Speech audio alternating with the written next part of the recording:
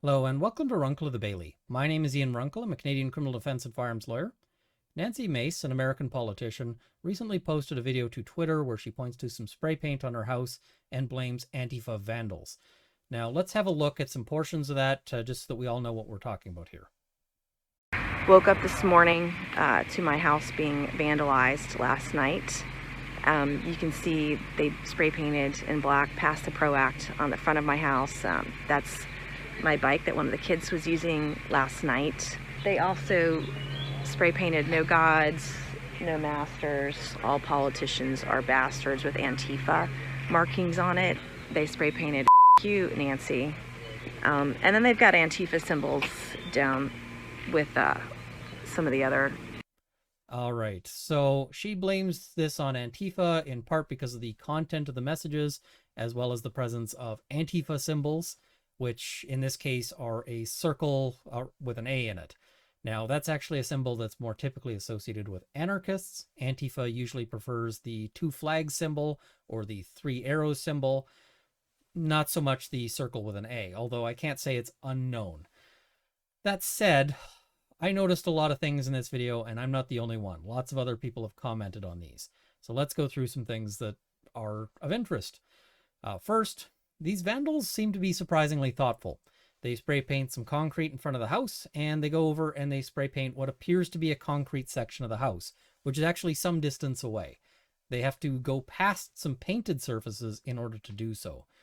That's really thoughtful because those surfaces will be a lot easier to clean, and had they spray painted some of the other surfaces, it would have been much more difficult. That doesn't really seem like how vandals usually think. Vandals are either trying to do more damage, or else they don't care about what damage and they just go for whatever surfaces are convenient. It seems a little strange that they would go out of their way to another concrete surface rather than the more damageable surfaces that are right nearby. There's also a bike that's left there, and it appears untouched. If you're a vandal and there's something that convenient, you'd think maybe it gets stolen, maybe it gets damaged, but it's unusual that it would be untouched. There appears to be security cameras, and we haven't seen any footage. That seems like the sort of thing you'd want to release, right? If you've got security footage of people spray painting your house and you're trying to communicate to the public about how bad this is, why would you hide their faces? The content itself is also a little unusual. Pass the PRO Act. Political vandals don't typically write in this style. Now, the last thing, and lots of people have pointed to this, is that the handwriting itself is a bit unusual. The I's are dotted with a sort of caret shape, and that is an unusual thing, and it actually matches Mrs. Mace's own handwriting style. The A's have a distinctive shape, which also matches Miss Mace's own handwriting style. The N's, the shape of the small lowercase n's, has the same pattern that matches samples of Miss Mace's handwriting. Now, in fairness, I also note that the D's don't match. So I'm not a handwriting expert here. I can't pretend that I am, super knowledgeable, but it does seem strange. This whole thing seems a little strange. I can't say for certain, but yeah.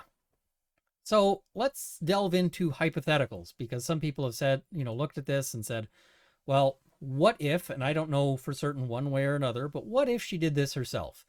And if you did this in Canada, what's the problem with that? It's your own house, right? Can't you just spray paint your own house? And the answer to that is yes, but. There's a big but or an unless on that. There's a couple of places where you can get tripped up if you want to damage your own house. One of the big ones here is public mischief.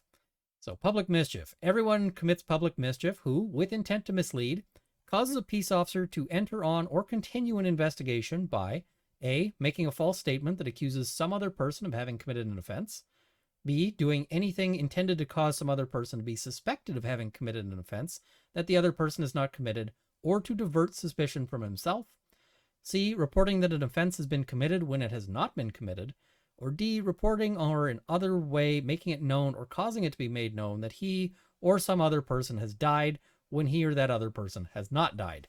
So faking your death is a crime in Canada, but faking a crime and reporting it to the police is also itself a crime. So if you spray painted your own house in Canada and you indicated, to the police, hey, someone spray painted my house, they could charge you with public mischief. Again, I don't know if Ms. Mace did or did not, but it appears that the police are investigating, and I'm really going to be interested in seeing what the results are. Maybe it says, hey, this was done by persons unknown or persons that they catch, and that would be fascinating. But I have some suspicions, and I just want to see where this goes. So other things that can potentially come up. One that comes up is fraud. So everyone who, by deceit, falsehood, or other fraudulent means, whether or not it is a false pretense within the meaning of this act, defrauds the public or any person, whether ascertained or not, of any property, money, or valuable security, or any service. So where fraud comes up if you're damaging your own property is if you then go and make an insurance claim. You can damage your own stuff. That's perfectly fine. If you have a car and you want to go out there with a sledgehammer and knock some holes in it, fill your boots, so long as you own the car. That's a big thing. It has to be your car and not something that you can get in trouble as well if it's potentially pledged as a security or if it's owned by some other person. But if you own the car outright, it's free and clear your car, you're entitled to destroy your own stuff. But you're not entitled to get paid for it by the insurance company, if your insurance policy isn't going to cover you intentionally damaging your own stuff. Now, one that doesn't come up here but can come up in similar situations where people are damaging their own property is arson, because arson also involves situations where it can be arson. Let's have a look at this section here just so I can go through it. Arson owned property. Every person who intentionally or recklessly causes damage by fire or explosion to property that is owned, in whole or in part by that person, is guilty if where the fire or explosion seriously threatens the health, safety, or property of another person. That can be the case, for instance, if you burn your house down and it might set the neighbor's house on fire, they can charge you with that. But arson for fraudulent purpose. Every person who, with intent to defraud any other person, causes damage by fire or explosion to property, whether or not that person owns in whole or in part the property, is guilty. And they note here that the fact that a person was the holder of or was named as a beneficiary under a policy of fire insurance is a fact from which intent to defraud may be inferred by the court. So if you burn your own house down and you have fire insurance on it, they can say, hey, listen, because you have the insurance, we can then connect it to it's probably fraud. Now, the way you get around that, if you want to burn your own house down, is you tell the insurance company, I burned my own house down, and they don't cover you. But so it is okay in Canada to destroy your own property with some caveats. You can't go and blame it on a third party. You can't go and, do that and then claim insurance. Now, again, I don't know what's going on with Ms. Mace. It's a weird set of circumstances, but weird sets of circumstances aren't proof of anything one way or the other. That'll require some additional investigation, which I understand is happening. Jean-Guy Toussaint, Ivo Nedev, the CCFR, BCAMF.org, and the Canadian Shooting Sports Association. At the $30 level, Sights and Arms Limited, Marc-Olivier Demour. And at the $20 level, Matt Ward, Mark Whittington, Dale Nesbitt, Cameron Johnson, Andrew Elsich, and Adam Meester. I also want to thank all of you in the $10 level who will be in the crawl immediately following. Thank you for watching. I hope this has armed you with knowledge. And as I said, I'll have a video on that federal decision real soon. It's a big one.